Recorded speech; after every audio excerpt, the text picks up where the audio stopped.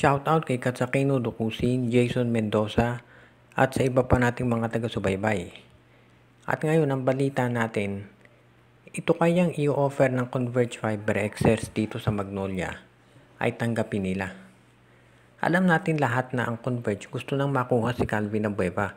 Sabihin na natin na may mga kritiko sinasabing matanda na si Calvin at hindi na dapat yan pang pag-aksayan ng panahon ng Converge lalo na at nagre-rebuild sila. Pero alam din natin na noong pa gusto talaga makuha ng Converge itong si Abueva. Actually pati si Ian Sanggalang gusto nila. Pero obvious naman hindi ibibigay ng Magnolia si Ian Sanggalang unless si Justin Arana siguro kapalit. So magsisettle na lang ang Converge na itong si Calvin Abueva ang makukuha nila. Pero ngayon, ang tingin natin kung ang Converge gusto talaga makuha si Abueva, sa tingin ko papayag ang Magnolia pero kinakailangan ay meron ding mahusay na kapalit. Tandaan natin, ang binigay ng Magnolia para makuha si Abueva si Chris Banquero. Hindi basta-bastang player yon. So kinakailangan ang Converge ay magbigay din ng isa na pwedeng magamit ng Magnolia. Ang tanong ay kung sino.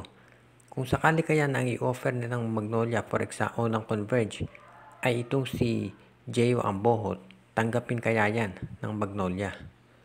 Alam natin na napakataas ng potential ni Ambohot, yun nga lang nababangko siya dito sa team ni Coach Aldin Ayo dahil hindi siya ginagamit. Actually, maski na nung panahon ni Jeffrey Cariaso, hindi rin masyadong nabigyan ng playing time to si Ambohot. So sa tingin ko, ang palitan dito, makukuha ng Converge yung isang medyo matanda ng player, samantalang ang Magnolia naman ay isang bangko na malaki potential. Kung titignan natin, parang nakalala mga Magnolia dito.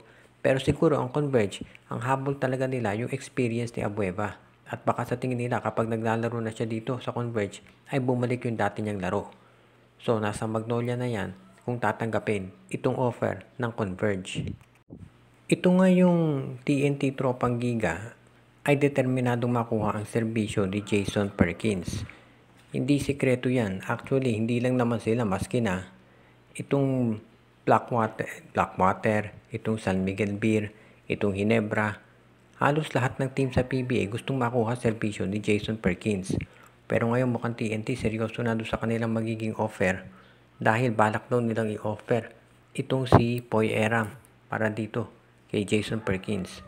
Ngayon siguro sasabihin ng iba, bakit naman ipamimigay ng TNT itong si Eram gayong mayroong ACL injury si Brandon Rosser so nawalan sila ng center. Mukhang hindi magiging problema yan ng TNT dahil alam nila na yung first round pick ng Blackwater sa kanila mapupunta. So kung sakasakali nawawala nga itong si Eram at si Perkins ang magiging kapalit at makuha naman ng Blackwater itong si Bill Gosum o di kaya ay si Kai Balungay o baka si Michael Phillips, solve na rin yung problema nila sa sentro. Magkakaroon pa rin sila ng Twin Towers pagbalik ni Brandon Rosser. So sa tingin ko yan ang dahilan ngayon kung ba't gusto nila at willing sila na ipalit itong si Poy Eram para dito kay Jason Perkins. Kung ikaw naman ang Phoenix, pag nakuha mo si Eram, solve na yung problema mo dito sa gitna. Alam natin Phoenix, isa yan doon sa mga pinakamaliit na team sa PBA dahil kulang sila sa sentro.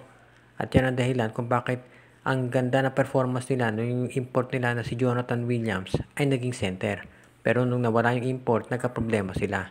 Kaya sa tingin ko, kung ganito offer, mas mabuti tanggapin na to ng Phoenix Fuel Masters. Dahil magiging maganda naman ang resulta nito para sa kanila. So abangan na lang natin kung ito nga ay tatanggapin nitong Phoenix. Dahil sa tingin ko sa panahon ngayon, dapat lang talaga nilang tanggapin yan dahil malaki naman yung maitutulong sa kanilang koponan. At kung ikaw naman ang TNT, makaka-jackpot ka dito kung tanggapin mo ang ganitong klaseng offer.